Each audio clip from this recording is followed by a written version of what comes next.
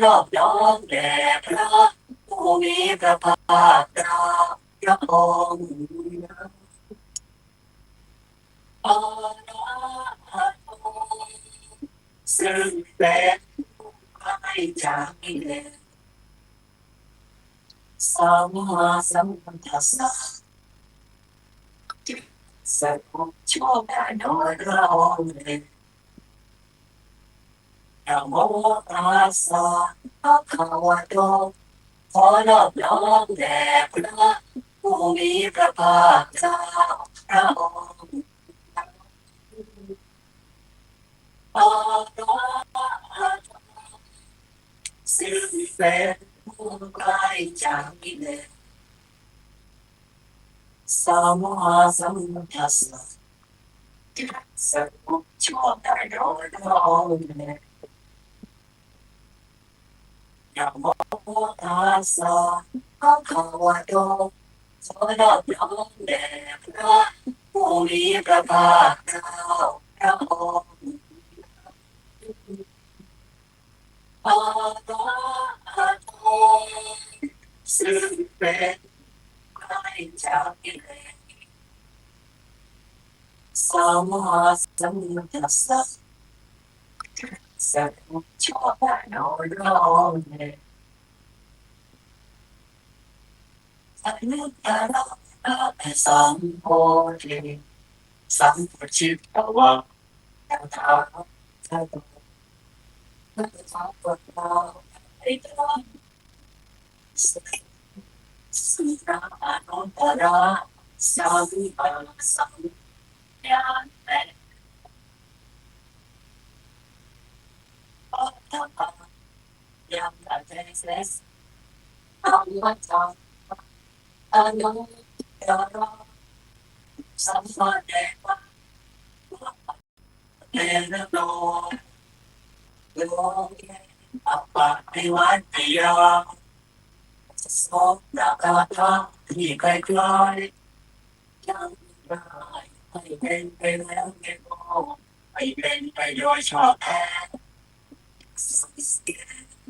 พระอนุตตรธรรมจักใหญ่โตยะถาคาตังทุกโภปันนา เตปัตติจักปัญจิวังเจตุสวา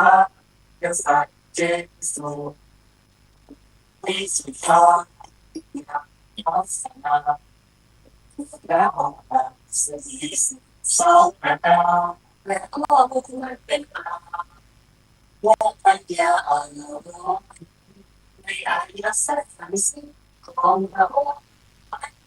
จน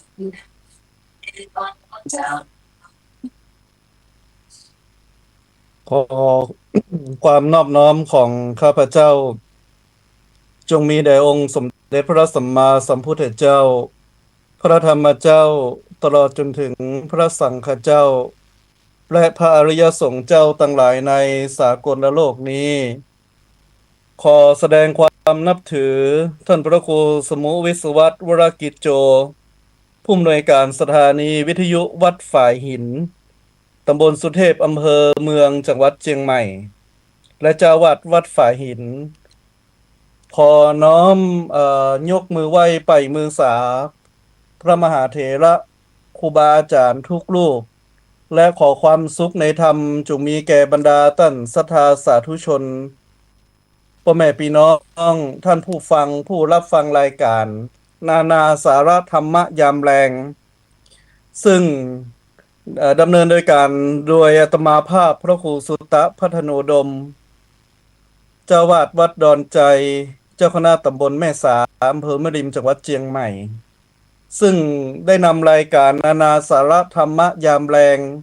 มาพบปะกับท่านผู้ฟังเป็นประจำทุกๆวันพุธเวลา6 โมงแรงจนถึง1 ทุ่มโดยประมาณหรือว่าเวลา 18.00 นถึง 19.00 นทุกวันซึ่งการนี้ได้รับความอนุเคราะห์เมตตาจิตเมตตาธรรม จากอาจารย์ท่านพระครูสมุวิศวัตรวรกิจโจผู้อำนวยการสถานีวิทยุวัดฝ่ายหินได้ฮืออาตมาภาพและตนตัวเก้ากับผมนำเอานานาสาระธรรมะที่เกิดขึ้นในทางพระพุทธศาสนามาออกรายการเพื่อพบปะกับท่านผู้ฟังซึ่งวันนี้นั้นเป็นวันพุธที่20 สิงหาคมพุทธศักราช2568เขาก็ถือได้ว่านานาสาระธรรมะยามแรงก็จะหยิบเอาสาระที่เกิดขึ้นนะในทางพระพุทธศาสนาตลอดจนถึงนิทานธรรมะในทางพระพุทธศาสนาก็ดีหรือประวัติของอุบาสกอุบาสิกาผู้นั่งใกล้ในพระรัตนตรัยและผู้ตั้งมั่นในพระรัตนตรัยตลอดจนถึงพระมหาเถระพระอริยสงฆ์เจ้าต่างหลายนะนำมาอู้มาเอ่ยกับท่านศรัทธาสาธุชนและท่านผู้ฟังวันนี้ก็เช่นเดียวกันเราถือได้ว่าในช่วงนี้เป็นช่วงวันเข้าพรรษาท่านทั้งหลายจะสังเกตได้ว่าตั้งแต่เข้าพรรษามานี้ข่าวทุเจ้าพระนายของเฮานะติออกทางสถานีวิทยุบางคงดังท่านคนเฒ่าคนแก่ก็บอกว่าโอ้ขี้ค้านฟังบอกฟังละนักข่าวมันใส่สีตีไข่นักล้ำไปเราถือได้ว่าเป็นอุบาสกอุบาสิกาผู้นั่งใกล้ในพระรัตนตรัยแล้วท่านทั้งหลายตามหลักในทางพระพุทธศาสนาเราจึงมองบอกว่าเมื่อเราเป็นชาวพุทธเป็นอุบาสกอุบาสิกาผู้นั่งใกล้พระรัตนตรัยเราควรมีอาจารศรัทธาที่เรียกว่าศรัทธาบ่หวั่นไหวนั่นก็คือตั้งมั่นในพระรัตนตรัยยิ่งในปัจจุบันนี้ท่านทั้งหลายข่าวสารที่เกิดขึ้นอย่างทุกสิ่งทุกอย่างมีแต่พ่องบ่มีแต่พ่องอีกอย่างหนึ่งก็ใส่สีตีไข่คือกับสถานีโทรทัศน์ตลอดจนถึงข่าวหนังสือพิมพ์ในแต่ละสื่อแต่ละที่แต่ละทางนั้นเฮาฮ้องว่ามันเกิดเรตติ้งนั่นก็คือได้รับความนิยมพอได้รับความนิยมแล้วท่านทั้งหลายโฆษณาก็ได้ขายเมื่อโฆษณาได้ขายการรับชมที่เราเรียกว่าเรตติ้งนะทางโทรทัศน์เนี่ยมันขึ้นพอขึ้นเสร็จเรียบร้อยคนมันเข้าไปมุงตั้งนั้นล่ะข่าวอย่างอื่นขายบ่ได้มีอย่างเดียวท่านทั้งหลายที่ขายได้ท่านทั้งหลายลองสังเกตดู1ข่าวทุเจ้าพานายพอทุเจ้าพานายเป็นข่าวเป็นอย่างมานิดเดียวท่านทั้งหลายประโคมข่าวกันเอาจนทุเจ้าเสียหายพอมีเรื่องดีๆเกิดขึ้นในทางพระพุทธศาสนาเราจึงมองบอกว่าสื่อต่างๆนี่บ่เคยโปรโมทเลยมีแต่สื่อสถานีวิทยุของวัดฝ่ายหินเนี่ยนำเอาสถานีวิทยุรายการธรรมะเนี่ยในคลื่น FM 104.5เมกะเฮิรตซ์เผยแพร่ธรรมะตลอด24ชั่วโมงท่านทั้งหลายเราจึงมองบอกว่าข่าวดีนี้ไผบ่โปรโมทพอเป็นข่าวเป็นไห้น้อยเดียวบ่ได้ท่านทั้งหลายตีข่าวประโคมข่าวกันใหญ่ยิ่งในสมัยปัจจุบันในทางพระพุทธศาสนาเฮาภายในทางพระพุทธศาสนาองค์สมเด็จพระสัมมาสัมพุทธเจ้าพระองค์จึงตรัสไว้ว่าภายในทางพระพุทธศาสนานั้นภายภาคหน้าจะมีเกิดขึ้นอยู่2ประการ1นั่นก็คือภัยภายนอกอย่างที่2นั่นก็คือภัยภายในภัยภายนอกนั่นก็คือคนต่างศาสนาก็ดีคนที่บ่นับถือก็ดีจะมาโจมตีจะมาใส่ร้ายจะมาป้ายสีพระเจ้าพระสงฆ์ตลอดจนถึงพระพุทธศาสนาขององค์สมเด็จพระสัมมาสัมพุทธเจ้าอันนี้เป็นภายนอกอีกอย่างหนึ่งนั่นก็คือภัยภายในท่านทั้งหลายภัยภายในเฮาก็บอกว่าคนของเฮานี่แหละท่านทั้งหลายบอกว่าจะเป็นทุเจ้าพระนายก็ดีอุปาสกอุปาสิกาก็ดีเนี่ยบ่สนใจที่ในทางพระพุทธศาสนานำภัยต่างๆทำให้เกิดขึ้นในพระพุทธศาสนาพระอัฏฐคถาจารย์และพระฎีกาจารย์เนี่ยท่านจึงสั่งวรณาลิขิตไว้ว่าศาสนาขององค์สมเด็จพระสัมมาสัมพุทธเจ้าคือสมณโคดมหรือว่าองค์สมเด็จพระสัมมาสัมพุทธเจ้าพระองค์นี้จะมีอายุถึง5,000 พระวสา ท่านทั้งหลายลองสังเกตดูว่าปัจจุบันณสมัยนี้เฮาผ่านมาแล้ว 2,500 ปีท่านทั้งหลาย2,500 ปีก็แสดงว่าเป็นยุคกึ่งพระพุทธศาสนาพอดียิ่งเฮาเป็นอุบาสกอุบาสิกาในยุค 2,500 กว่าปีกึ่งศาสนายุคกาลขององค์สมเด็จพระสัมมาสัมพุทธเจ้าเราควรปฏิบัตินั้นก็คือ1มีศรัทธาบ่หวั่นไหว2เฮาอย่าสนใจข่าวลือ3เฮายึดถือในพระรัตนตรัย4เฮาจนทำใจให้หนักแน่น5คือเฮาหันแก่นของสัจธรรม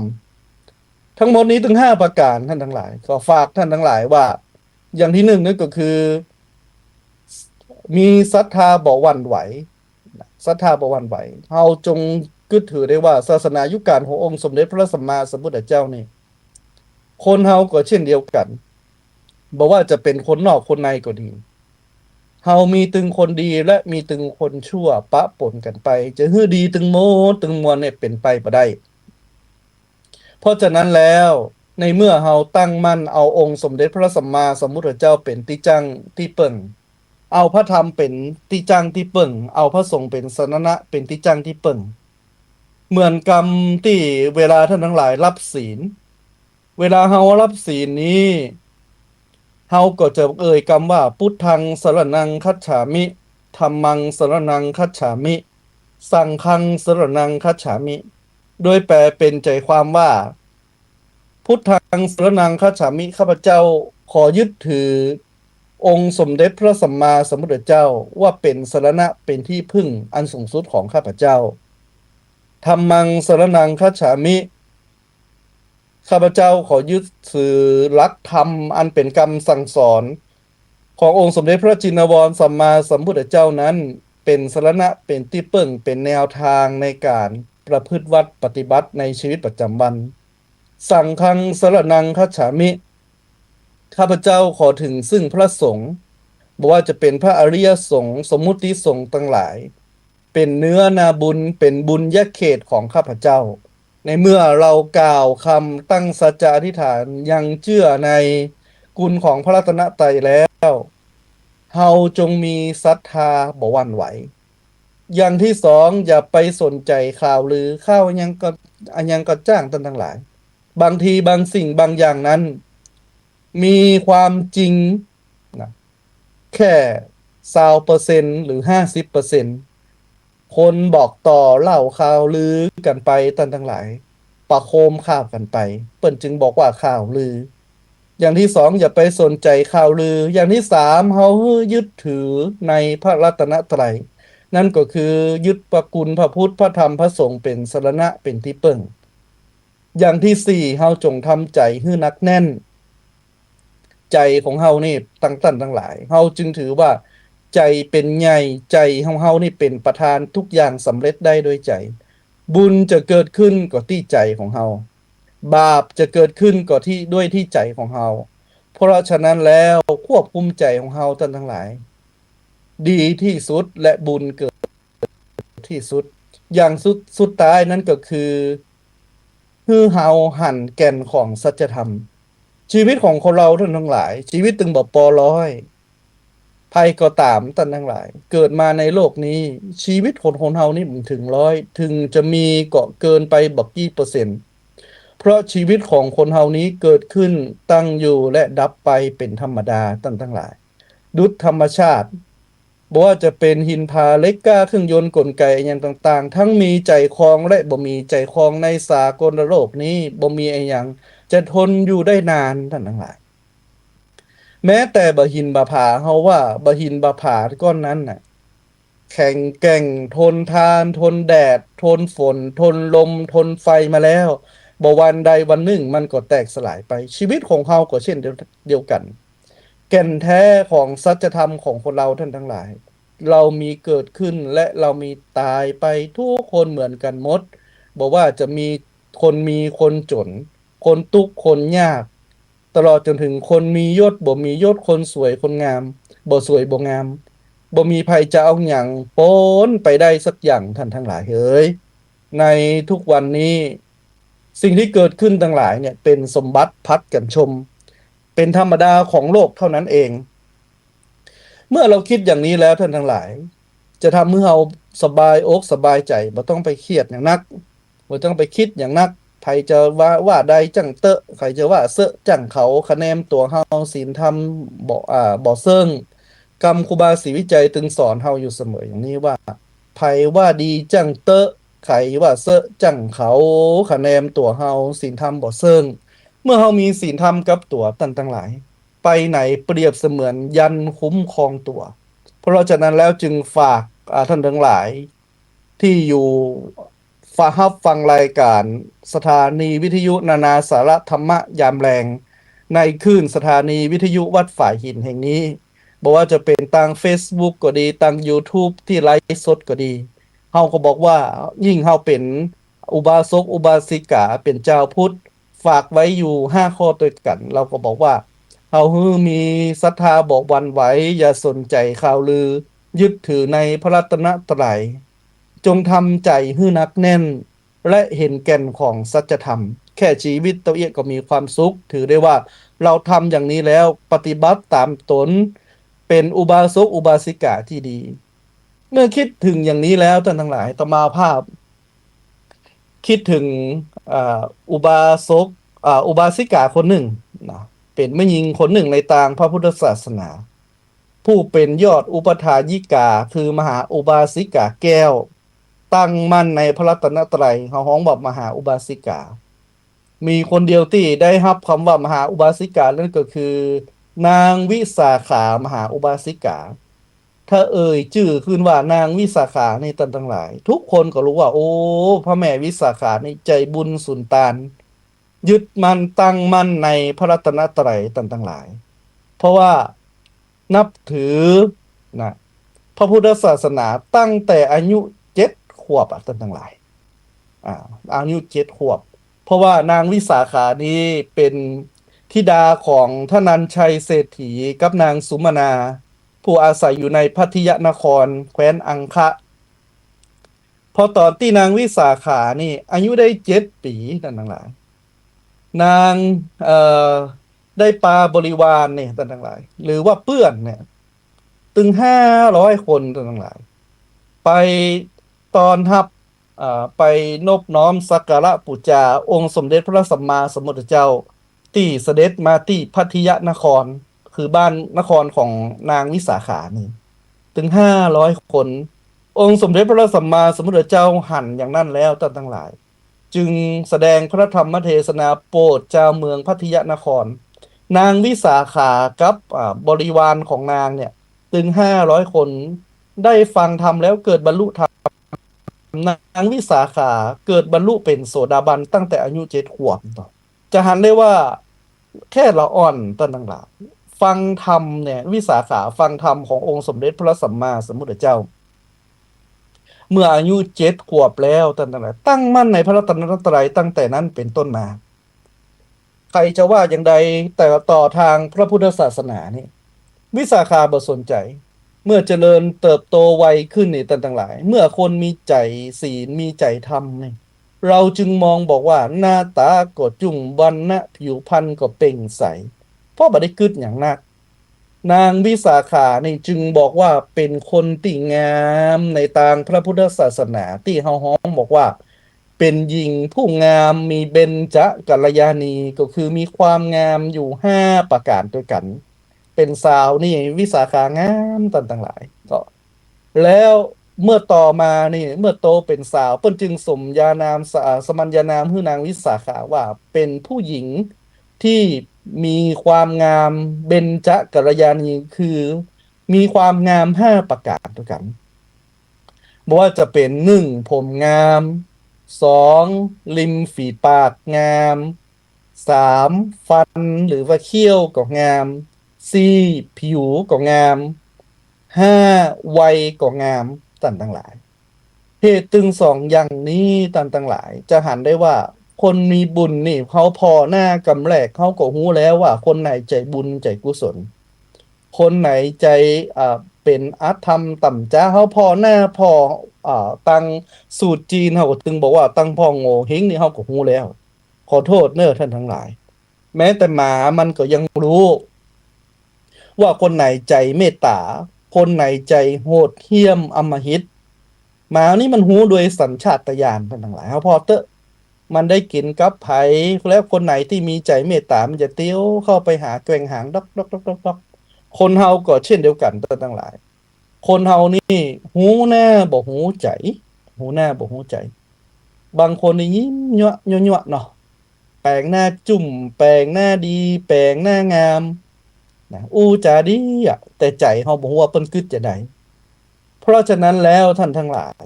เนี่ยคุณธรรมของนางวิสาขาที่อาตมาภาพมาอู้บอกว่า มีข้อหนึ่งก็คือ มีนางวิสาขานี่มีศรัทธาบ่หวั่นไหวบ่หวั่นไหวใน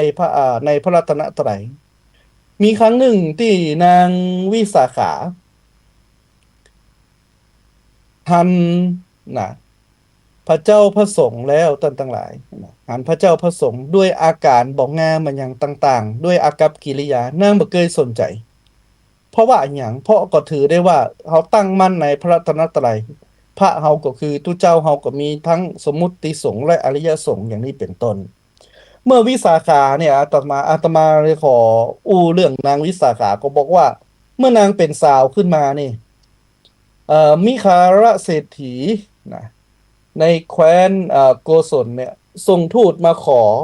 นางวิสาขาไปแต่งงานกับลูกชายของตัวเก่าชื่อว่าปุณณวัฒนกุมารเมื่อคนรวยต้องแต่กันเนี่ยท่านทั้งหลายจะแต่งงานกันเนี่ยมิคาระเศรษฐีนี่ก็ใจพราหมณ์ทั้งหลายมาสังเกตนะว่านางคนนี้เป็นอย่างใด มีพราหมณ์นะตั้งหลายมาสังเกตหันคนอื่นๆเนี่ยสาวตั้งหลายเนี่ยตั้งหลาย เวลาฝนตกเนี่ยตั้งล่นจัดไป กลัวฝนล่นขอโทษเนาะเปิ้นนั่งนุ่งชุดสาลี เอามือเนี่ยย่องสาลีขึ้นเหมือนกับสิ้นเนี่ย วิ่งกันทั้งหลาย แต่ว่าพราหมณ์เนี่ยที่เอ่อมิคาราเศรษฐีส่งมาเนี่ยมาสังเกตนางวิสาขาหันนางวิสาขาเวลาฝนตกบ่าล่นต่างหลายใจเย็นน่ะเตียวเปลี่ยนตากแดดตากฝนไปอยู่อันโดยอาการปกติคนปกติแตกต่างจากไม่ยิงคนอื่นไม่ยิงคนอื่นนี่ล่นหมดมีการนางวิสาขาที่บ่ล่นพราหมณ์ก็จึงแปลกใจจึงเข้าไปถามว่า เอนางวิสาขาเหตุจะได้บ่เดียวเนี่ย เห็นว่าฝนตกจึงบ่รีบบ่ร้อนบ่ล่นกะเปิ้นแทนที่จะล่นเข้าห่มกะอย่างมาเตียวยองเยาะยองย่อยคือตัวเก่าเปียฝน เปียแดดเปียฝนตามลำดับ วิสาขาทำเสียงน้ำเสียงไพเราะเนี่ยตอบกับพราหมณ์ไปว่า ข้าเจ้าเนี่ยบ่รีบร้อน อีกอย่างหนึ่งนั้น มีอยู่2ประการที่ล่นบ่งาม2อย่างที่ล่นบ่งาม1คน4จำพวกเนี่ยเขาบอกว่ามีคน4จำพวกที่ล่นบ่งาม นั่นก็คือพระราชาเมื่อทรงเครื่องประดับแล้วย่อมล่นบ่งาม2จ้างมงคลที่ประดับตกแต่งแล้วเวลามันล่นเนี่ยดูบ่งาม3บรรพชิตเมื่อวิ่งเนี่ยย่อมบ่งามได้ถูกตำหนิติเตียนว่าอากัปกิริยาเหมือนคฤหัสถ์4สตรีหรือแม่หญิงเนี่ยวิ่งมันหรือว่าล่นเนี่ยมันบ่งามย่อมจะถูกติเตียนว่าแม่หญิงวิ่งเหมือนพ่อจายอย่างนี้เป็นต้นและนางวิสาขาจึงมองบอกว่าแฮมอย่างหนึ่งนั้นพ่อข้าเจ้าเนี่ยแม่ข้าเจ้าพ่อข้าเจ้าเนี่ยเลี้ยงมาดีทนุถนอมเพื่อจะให้ได้แต่งงานกับตระกูลดีๆถ้าข้าพเจ้าวิ่งไปเหยียบชายสาลีหรือชายผ้าถุงตัวเก่าลื่นล้มแล้วก็จะทำให้ท่านทั้งหลายเดือดร้อนและแหมอย่างหนึ่งนั้นเครื่องผ้าครัวใบทั้งหลายถึงแม้นจะเปียกฝนอยู่ได้ข้าเจ้าเนี่ยนะมันแห้งมันเปียก มันฝนก็ยังแห้งได้นะอย่างนี้ข้าเจ้าจึงบ่ล่นอย่างนี้เป็นต้นเฮาจึงมองบอกว่าคุณธรรมของนางวิสาขาที่อาตมาภาพได้กล่าวไว้เบื้องต้นว่ามีศรัทธาตั้งมั่นในพระรัตนตรัยต่างๆหลายตั้งมั่นในพระรัตนตรัยอย่างยิ่งพอแต่งงานเข้ามาแล้ว เข้ามาอยู่ในบ้านของพ่อผัวแม่ผัวก็ปฏิบัติปัดปูทั้งที่ครอบครัวของอ่ามิคาราเศรษฐีนี่ท่านทั้งหลายเป็นครอบครัวที่นับถือศาสนาชีเปยที่เราเรียกว่านิคนนาถบุตรนางวิสาขาเนี่ยก็ปฏิบัติปัดปูพ่อเมียแม่พ่อผัวแม่ผัวอยู่ แต่ว่าก็จึงบอกว่าบ่ใจพระพุทธเจ้าบ่ใจศาสนาของเฮา มีวันหนึ่ง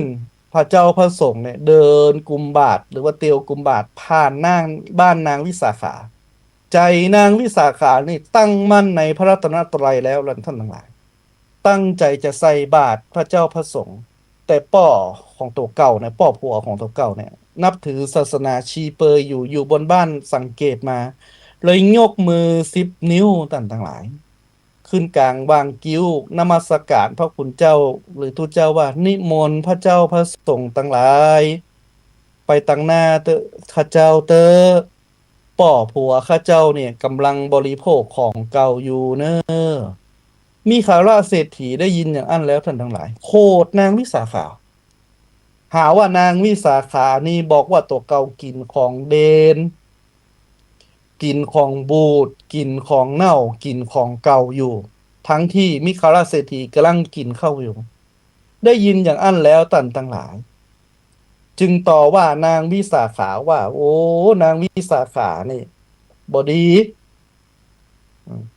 ปากบดีบ่นับถือนะบ่นับถือพ่อผัวแม่ผัวของตัวเก่า เมื่อได้ยินอย่างอั้นแล้วตันทั้งหลาย นางวิสาขาบอกว่าบ่ใจอย่างอั้นบ่ได้ตั้งใจด่าป้อเนอที่บอกว่าป้อเนี่ย กินของเก่าเพราะว่าป้อกำลังทำบุญเก่าอยู่กินบุญเก่าอยู่บ่สร้างบุญใหม่บ่สร้างบุญใหม่อย่างใดมิคาราเศรษฐีก็บอกเรานับถือพระอรหันต์ของเราเป็นนักบวชชีเปยถึง500ก่อนนางวิสาขาบอกว่า นักบวชชีเปยนี่มใจพระอรหันต์เป็นบ่ใจเนื้อนาบุญ เนื้อนาบุญที่จริงเนี่ยนั่นก็คือองค์สมเด็จพระสัมมาสัมพุทธเจ้าเนออย่างนี้เป็นต้น นี่จะหันได้ว่า คนที่มีศรัทธาตั้งมั่นในพระรัตนตรัยอย่างนางวิสาขานี่หาได้ยากที่สุดตั้งหลาย ยิ่งในสมัยปัจจุบันเฮาบอกว่าศรัทธาคนเฮานี่หันข่าวอย่างน้อย หันอย่างเรื่องบดีออกสื่อโซเชียลน้อยแต่ทั้งหลายเลยใจอ่อนหู้บ่นับถือพุทธศาสนาละบ่นับถือละตัวเจ้าพระเนรนี่ตีเหมารวมหมดต่างหลายช่วงที่ผ่านมาตั้งแต่เข้าพรรษาจนถึงปัจจุบันนี้อาตมาภาพก็มาลองสังเกตดูที่วัดว่า เอ๊ะคนใส่บาตรน้อยลงเน้อคนทำบุญก็น้อยลง พระภิกษุสามเณรไปบิณฑบาตตอนเช้านี่ท่านทั้งหลาย บางทีนี่พอฉันเฉพาะตอนเช้า ปกตินี่ก่อนเข้าพรรษาก่อนที่จะมีเรื่องมีราวพระเจ้าพระสงฆ์นี่อาหารการคบกันฉันนี่บ่เดือดร้อนเลยท่านทั้งหลายเฮ้ยพอถึงตอนเพลพอใกล้จะเพลก็มีโยมเอาอาหารภัตตาหารอย่างมาถวายภัตตาหารเพลพ่องมาถวายสังฆทานพ่องเข้ามาทำบุญเป็นประจำแต่ช่วงหลังมานี่ท่านทั้งหลายเฮ้ยวัดได้รับความเดือดร้อนอย่างยิ่งบางวัดนี่ก็บ่มีค่าน้ำค่าไฟเลย อย่างวัดอาตมาภาพนี่คนเปิ้นมาทำบุญเนาะก็บ่ใช่ว่าอวดตัว เปิ้นทำบุญถวายจตุปัจจัยอุทิศส่วนบุญส่วนกุศลไปให้ท่านผู้ล่วงลับดับขันธ์อาตมาภาพก็ยอดในตู้ไว้ สิ้นเดือนมาก็เอาไปจ่ายค่าน้ำค่าไฟ ปฏิบัติอย่างนี้แต่ช่วงหลังนี้ท่านทั้งหลาย ได้พึ่งอย่างไรพึ่งบุญเก่าของตัวเก่าท่านทั้งหลาย บุญเก่าอย่างไรนั่นก็คือจตุปัจจัยที่พอได้สะสมมาเล็กๆน้อยๆพอถวายพระภิกษุสามเณรไปหงห่ำหงเฮียน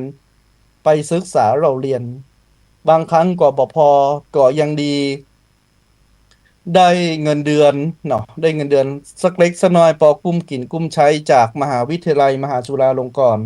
ได้มาเป็นค่าน้ำค่าไฟจุนเจือทางวัด และอุปถัมภ์พระภิกษุสามเณรถวายให้พระเจ้าพระสงฆ์ไปโรงหงเฮียนในตอนเจ้า นี่ท่านทั้งหลาย ตั้งแต่ข่าวมันเกิดขึ้นเนี่ยพระเจ้าพระสงฆ์บางวัดเนี่ยได้รับความเดือดร้อนอย่าอาตมาภาพก็เช่นเดียวกัน เมื่อตอนนี้ถ้าพระภิกษุสามเณรทั้งหลายอยู่นี่บางทีก็โยม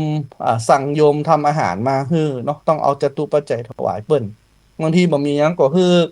ลูกศิษย์ลูกหาไปซื้อก๋วยเตี๋ยวพ่องซื้ออย่างพ่องมาฉันตอนเพลมันแล้วเนี่ยแต่ก่อนที่เข้าพรรษาก่อนที่จะมีข่าวนั้นท่านทั้งหลายอาหารการกินครบฉันเดือดร้อนทุกมดเกือบเป็นกันทุกวัดบิณฑบาตก็ได้กับพอฉันในแค่ตอนเช้าอย่างนี้เป็นต้นจะหันได้ว่าได้รับความเดือดร้อนตึงโมตึงมวลท่านทั้งหลายยิ่งเขาเป็นอย่างนี้แล้วท่านทั้งหลายในทางพระพุทธศาสนาเราจึงบอกว่าขอเมตตาขอบอกบุญท่านทั้งหลายท่านว่าเมื่อเราเป็นพุทธศาสนิกชนแล้วจงมีศรัทธาตั้งมั่นที่อาตมาบอกว่าศรัทธาบ่หวั่นไหวเหมือนกับนางวิสาขาและคุณธรรมของนางวิสาขาแฮมยังนั้นทั้งหลายที่เฮาท่านทั้งหลายพอจะเอามาเป็นเครื่องประดับสติปัญญาและเป็นสิ่งที่ใช้แนวทางในการดำเนินชีวิตได้คือก่อนที่นางวิสาขาเนี่ยจะออกเฮือนนั่นก็คือจะแต่งงานกับปุณณวัฒนกุมารนี่พ่อของนางวิสาขาชื่อว่าธนัญชัยเศรษฐีนี่สอนนางวิสาขา10อย่างนางวิสาขาจำไว้ท่านทั้งหลายท่านในจำไว้แล้วก็ลองเอาไปปฏิบัติตามนางวิสาขานี่ถือว่ามีชีวิตเจริญรุ่งเรืองเนอะท่านทั้งหลายเนี่ยมีอยู่10อย่างด้วยกันที่ธนัญชัยเศรษฐีสอนนางวิสาขานั่นก็คือ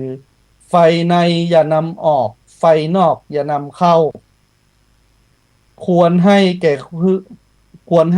ผู้ที่ควรให้อย่าให้แก่ผู้ที่บ่ควรให้เขาให้หรือบ่ให้ก็ต้องให้เขาหรือว่าฮื้อเขาอย่างนี้เป็นต้นจงนั่งก็เป็นสุขนอนก็เป็นสุขกินให้เป็นสุขและปูจาไฟอย่างสุดท้ายพึงนมัสการเทวดาปูจาสักการะเทวบุตรเทวดาในบ้าน10อย่างที่ธนัญชัยเศรษฐีสอนนางวิสาขาบอกว่าไฟในอย่านำออกไฟนอกอย่านำเข้าอันดับแรกก็บอกว่าไฟในอย่านำออกเนื้อธนัญชัยเศรษฐีสอนนางวิสาขาท่านทั้งหลายก็คงรู้เนาะว่าไฟในอย่านำออกนี่มันหมายถึงอย่างนั่นก็คืออย่านำสิ่งที่บ่ดีบ่งามในบ้านในจองเนี่ยไปเปิดเผยนอกบ้านสิ่งใดที่เป็นความลับสิ่งใดที่เป็นสิ่งที่บ่เหมาะบ่สมบ่ควรภายในบ้านก็บ่ควรไปเปิดเผยให้เปิ้นคนอื่นที่อยู่นอกบ้านเนี่ยได้รับได้หูเหมือนกับเอาป่อผัวแม่ผัวเอาคนในบ้านลูกเต้าหลานเหลนญาติโกโหติกาคนในครอบครัวเฮาไปเล่าขวัญต่างจองต่างกาดอย่างนี้เป็นต้นต่างกาดต่างลีก็มันบ่เหมาะบ่ควรนี่ธนัญชัยเศรษฐีเฮาบอกว่าไฟในอย่านำออกอย่างที่2นั่นก็คือไฟนอกอย่านำเข้าไฟนอกอย่านำเข้าเฮาก็บอกว่า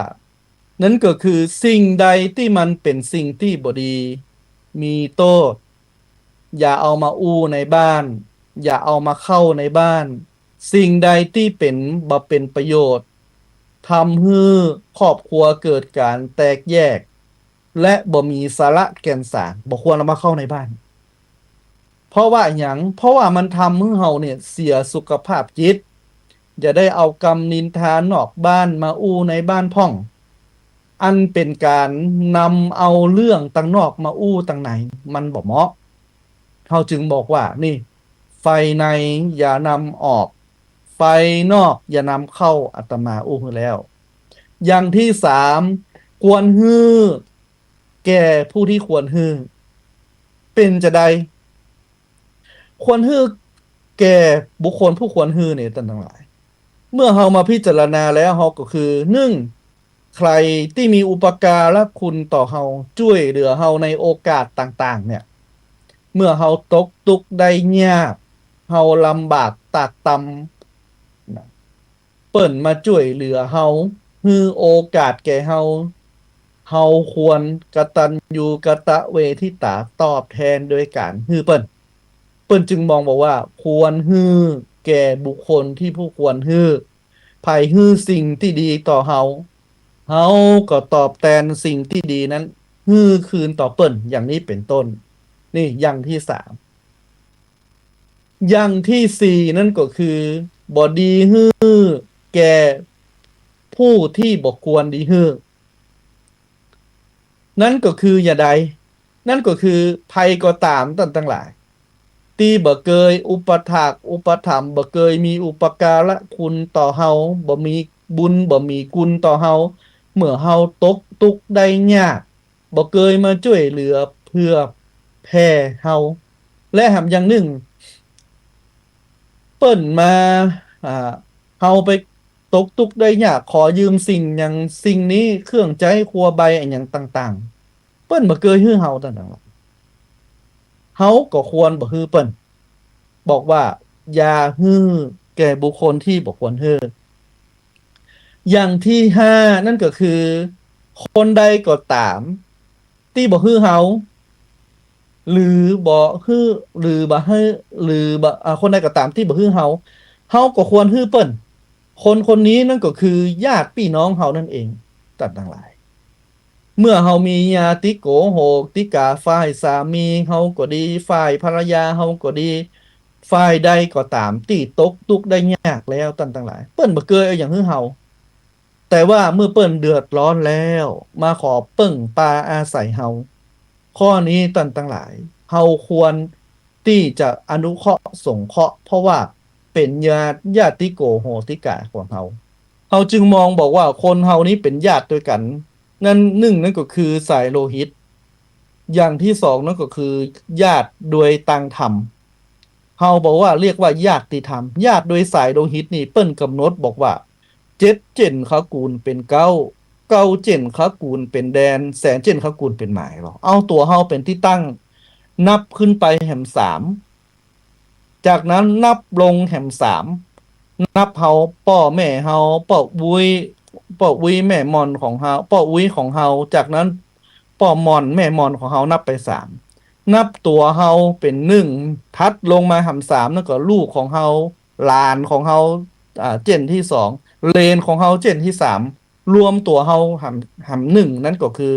เป็น7เปิ้นถึงว่า7ชั่วโคตร7เจนกูลเป็น9 9เจนกูลเป็นแดนแสนเจนกูลเป็นหมายอันนั้นก็คือญาติต่างธรรมของเฮาสิ่งอย่างนี้ก็ตามท่านทั้งหลายพี่น้องพี่กันน้องกันนี่อู้ยากอู้ลำบากเน้อท่านทั้งหลายตูเจ้าจะอู้ไปนักก็บ่ดีแต่ว่าสุดท้ายสุดเนี่ยบ่มีภัยจริงใจกับเต้าเฮาเนี่ยเต้าพี่เต้าน้องสักคนท่านทั้งหลายคนอื่นนี่จะมาฉาบฉวยโอกาสเฮาแต่ตุกยากอยากกันสิ่งที่เฮากึดถึงคนแรกนั่นก็คือกึดถึงป่อกึดถึงแม่ของเฮาก็จึงบอกว่าเมื่อญาติโกโหติกาของเฮาเดือดร้อนมาแล้วท่านทั้งหลายเฮาควรช่วยสงเคราะห์นี่ท่านนันใจสอนเศรษฐีท่านนันใจเศรษฐีสอนนางวิสาขาในข้อที่5บอกว่าเขาให้นั่นก็คือเขาฮื้อเฮาหรือเขาบ่ฮื้อเฮาก็ควรฮื้อเขานั่นก็คือหมายถึงญาติอย่างที่6นั่นก็คือจงนั่งให้เป็นสุขฮื้อนั่งฮื้อเป็นสุขนั่นก็คือเมื่อป่อตาก็ดีแม่ยายก็ดีหรือสามีของตัวเก่าทำกิจการทำงานอันอย่างแล้วอยู่ในอิริยาบถอันอย่างคือควรระมัดระวังคือสมกับสถานการณ์นั้นๆบอกว่าจะในสถานการณ์ใดก็ตามเฮาเป็นลูกสะใภ้นี่นะท่านนันใจเศรษฐีสอนวิสาขาเฮาเป็นลูกสะใภ้วางตัวให้เหมาะสมเน้อต้องฮู้จักฟ้าสูงแผ่นดินต่ำฮู้จักสัมมากาละวะพ่อแม่ก็ดีตลอดจนถึงผัวก็ดีนี่ท่านนันใจเศรษฐีนี่รอบคอบนะฮู้ว่านางวิสาขานี่ท่านทั้งหลายเป็นคนที่มีที่ฉลาดและอีกอย่างหนึ่งก็คือถ้าเรามองบอกว่าเป็นคนที่มีคุณธรรมสูงและรับฟังกำป่อกำแม่ท่านนันใจเศรษฐีสอนเลยหรอสอนอย่างอี้ คือนางวิสาขาปฏิบัติตาม ข้อที่7ท่านนันชัยเศรษฐีบอกวิสาขาว่าจงนอนให้เป็นสุขนั่นก็คืออย่างใดหมายถึงอย่างใดนอนให้เป็นสุขนั่นก็คือการตื่นนอนเนี่ยเฮาเป็นลูกสะใภ้ไปอยู่บ้านใดอยู่บ้านเปิ่นอยู่ที่ไหนก็ดีคือนอนหลังสามี นอนหลังป่อผัวแม่ผัวเนอ้อจัดแจงปฏิบัติปัดปูในหน้าที่ภรรยาให้ดีฮือสามีนอนก่อนแล้วจึงนอนเมื่อลูนเมื่อสามีนอนแล้วฮือสำรวจครอบครัวสำรวจกิจการ สิ่งต่างๆอย่างภายในบ้านบอกว่าจะเป็นฟืนเป็นไฟก็ดีความสงบความเรียบร้อยอย่างในบ้านเนี่ยคือสำรวจคือเรียบร้อยหมดมันบอกว่าคือนอนเป็นสุขนั่นก็คืออย่างนี้เป็นต้น จากนั้นอย่างที่8นั่นก็คือ จงกินให้เป็นสุขเหตุไฉนจึงบอกว่ากินให้เป็นสุขก็เพราะบอกว่าธรรมเนียมโดยธรรมเนียมอินเดียโบราณแล้วท่านทั้งหลาย เป็นลูกสะใภ้หรือเป็นแม่ยิงเนี่ยบอกควรกินข้าวก่อนปอดตาหรือแม่ยายของตัวเก่าหรือกินข้าวก่อนสามีของตัวเก่า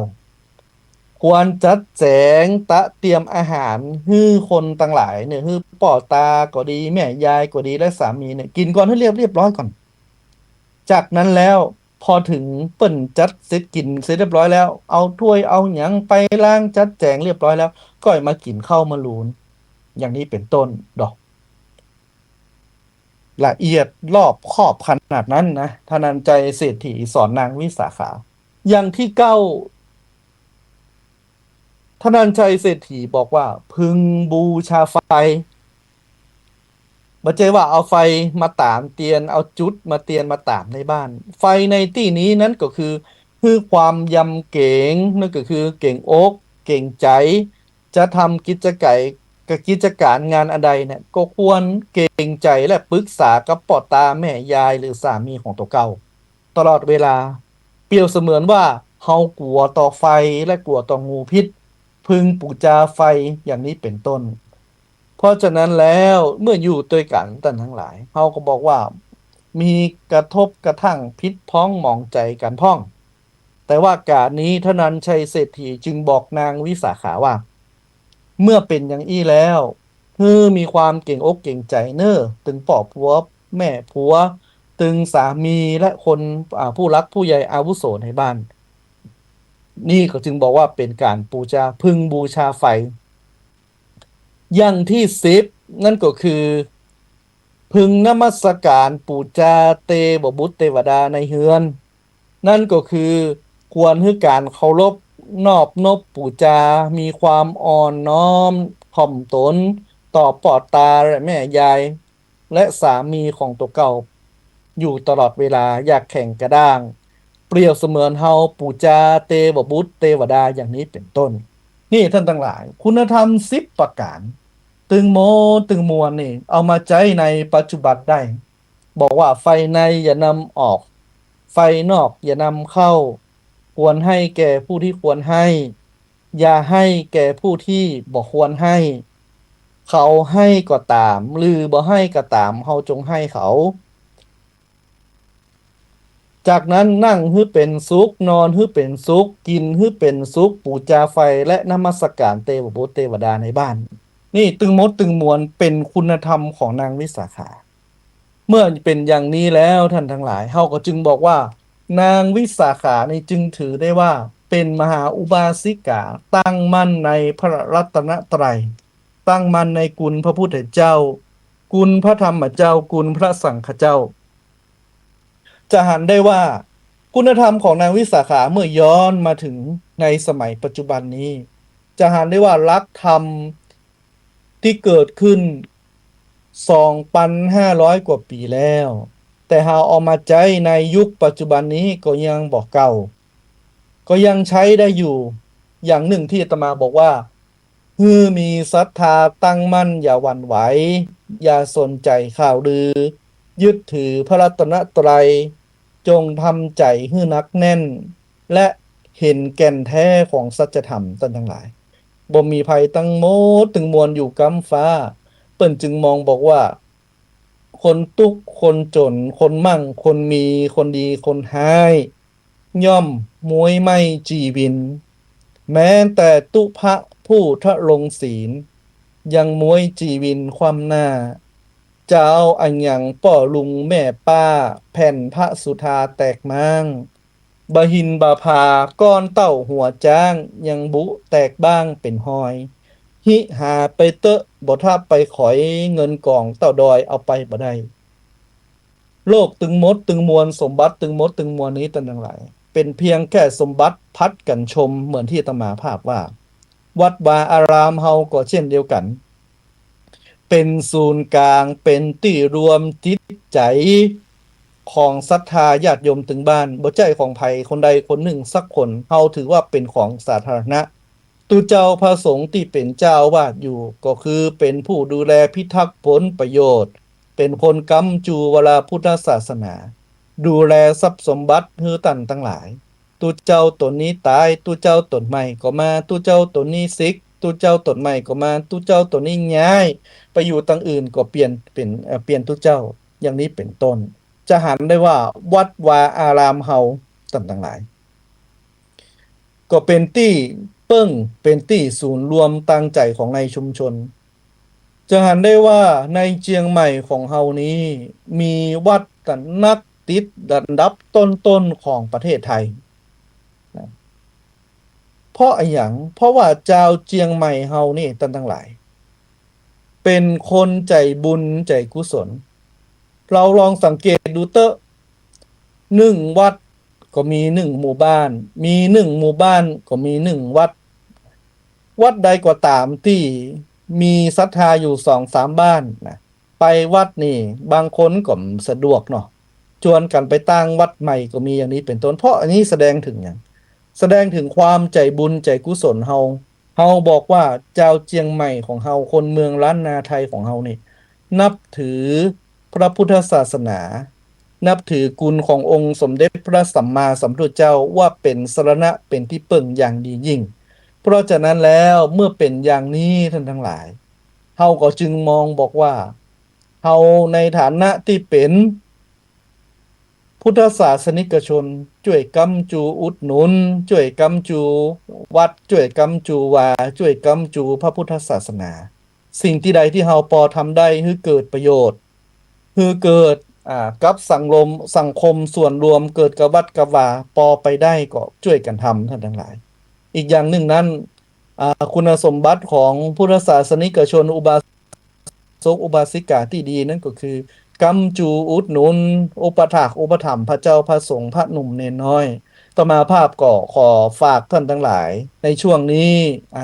ยิ่งเศรษฐกิจบ่ดีข่าวสารกันบ้านการเมืองก็บ่พอดีเท่าใดสิ่งใดที่เราพอช่วยกำจูอุดหนุนตังวัดตังวาได้บ่ว่าจะเป็นการใส่บาตรการหยาดน้ำก็ดีพระเจ้าพระสงฆ์กุมบาตรเมื่อเจ้าตันวันใดก็ฮื้อกำลังใจพระเจ้าพระสงฆ์พ่องเน้อท่านทั้งหลายเน้อฮื้อกำลังใจพระเจ้าพระสงฆ์ได้กุมบาตรใส่บาตรพ่นเปิ้นพ่องก็ดีเปิ้นมาบิณฑบาตกายหน้าบ้านเฮาหันก็เกิดความศรัทธาเกิดความเลื่อมใสฮื้อกำลังใจพระภิกษุสามเณรพ่องตัวอย่างนี้เป็นต้นในเมื่อเฮาบ่ฮื้อกำลังใจพระเจ้าพระสงฆ์แล้วต่อไปปลายปากหน้านี้จะหาคนมาบวชยากเน้อท่านทั้งหลายเฮ้ยวัดแถวบ้านนอกนี้มีตัวเจ้าเพียงตน2ตนหาเคียมละคำก่อนท่านทั้งหลายเฮ้ยยิ่งในสมัยปัจจุบันนี้ยุคข่าวสารเทคโนโลยีมันเปลี่ยนไปพ่อแม่พี่น้องเป็นดีมีห้างมีเงินมีคำขึ้นมามีลูกมีหลาน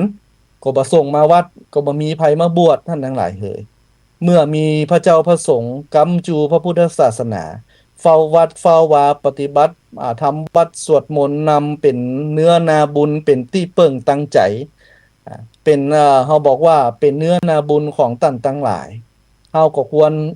สิ่งใดที่เฮาพอทำได้ก็พอทำช่วยเปิ้นช่วยกันไปเนาะให้กำลังใจกันไปอย่างนี้เป็นต้นในช่วงท้ายรายการในช่วงนี้อาตมาภาพก็ขอประกาศบอกบุญท่านทั้งหลายสักหน่อยหนึ่งเนาะ บัจเจบอกบุญกับอาตมาภาพเก่ามีวัดในอำเภอแม่ริมของอาตมาภาพในหนึ่งวัดนั่นก็คือวัดเวลุวันป่าไผ่ตำบลเหมืองแก้วอำเภอแม่ริมจังหวัดเชียงใหม่ถ้าท่านทั้งหลายอ่านข่าว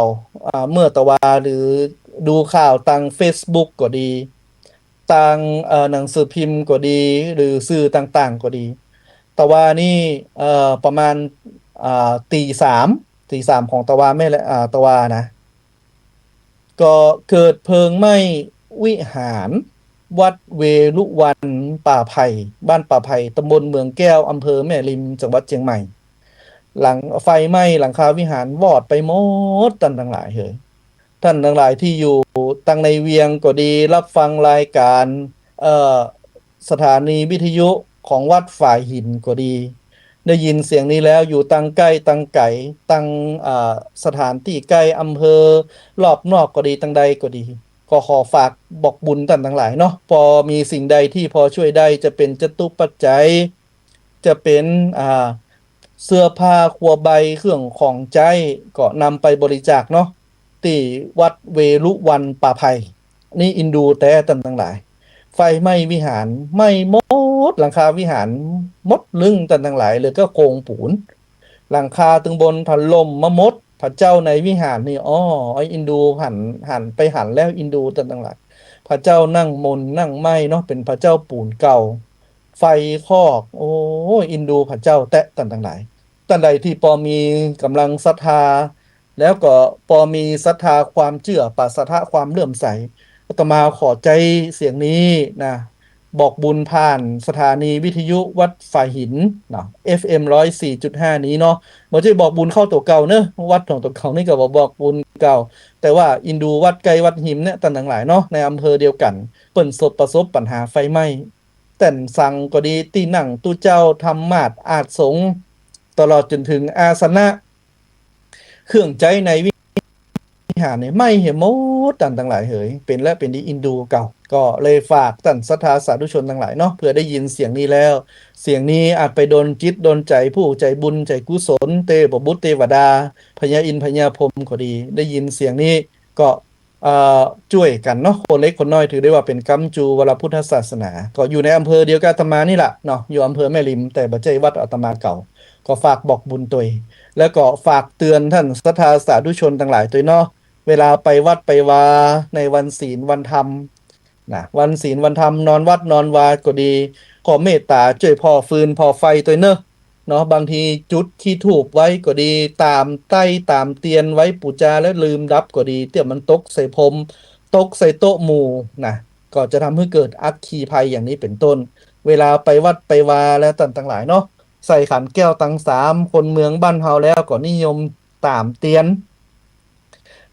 หน้าพระเจ้าเนาะตามถูกตามเตียนตัวคือปูจาพระเจ้าพระพุทธพระธรรมพระสงฆ์อย่างนี้เป็นต้นเฮาก็เป็นอาจินเฮาก็ห้ามบ่ได้แต่ว่าเฮาควรระวังแน่นอนตนทั้งหลายเน้อช่วยกันพอช่วยกันกอยหน่อยอินดูวัดอินดูวานะเวลาไฟไหม้วัดไฟไหม้วานี่โอ้ปัญหาใหญ่แต่ตนทั้งหลายเฮ้ยยิ่งวิหารนี่บัดเดียวนี่บ่มี10 กว่าล้านนี่บ่มี15 ล้านนี่มันได้อยู่เน้อวิหารบัดเดียวนี่นะเพราะว่ากล้าแหงก็แปลงวัสดุก่อสร้างอันอย่างทุกอย่างแปลงหมดท่านทั้งหลายเฮาก็จึงมองบอกว่าช่วยกันดูแลเนาะเวลาไปวัดไปวาท่านศรัทธาสาธุชนทั้งหลายไปวัดไปวาไปไหว้พระเจ้าไหว้ศาลนอนวัดนอนวาก็ดีขอเมตตาช่วยดูแลเรื่องไฟฟ้าตัว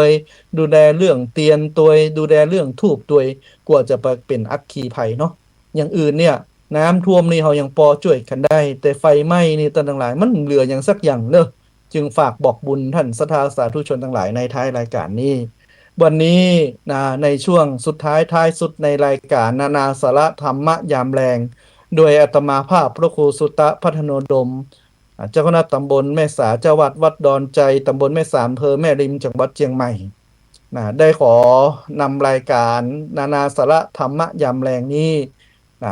อำลาจากท่านผู้ฟังที่รับฟังรายการสถานีวิทยุของวัดฝ่ายหิน FM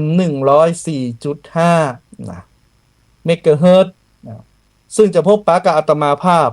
ทุกๆวันพุธเนาะเวลา 18:00 น.ถึง 19:00 น.หรือเวลา 6 โมงแรงจนถึง 1 ทุ่มโดยประมาณ ก็ขออำนวยอวยพรให้กับท่านศรัทธาสาธุชน ผู้รับฟังรายการนานาสาระธรรมะยามแรงแห่งวันนี้เนื่อได้อยู่ดีมีสุขอายุมั่นยืนยาว การกรุงรุ่งเรืองต่อไปหน้า คิดสิ่งใดสมความมุ่งมา่ปรารถนา คิดเงินได้เงินได้คิดคำได้คำเน้อ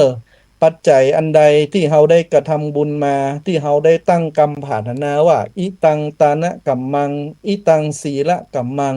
อิตังภาวนากัมมังนิพพานะปัจจโยโหตุโนนิจจังด้วยการทานของท่านศรัทธาสาธุชนทั้งหลายด้วยการรักษาศีลของท่านศรัทธาสาธุชนทั้งหลายด้วยการเจริญจิตตภาวนาขอให้ปัจจัยทั้งหลายมวลฝูงนี้จุงเป็นปัจจัยกำจูถึงพระนิพพานและขออำนวยอวยพรให้ท่านทั้งหลายได้เป็นผู้ได้พ้นจากภัยเป็นผู้ได้ไกลจากเวรเป็นผู้ได้มีความสุข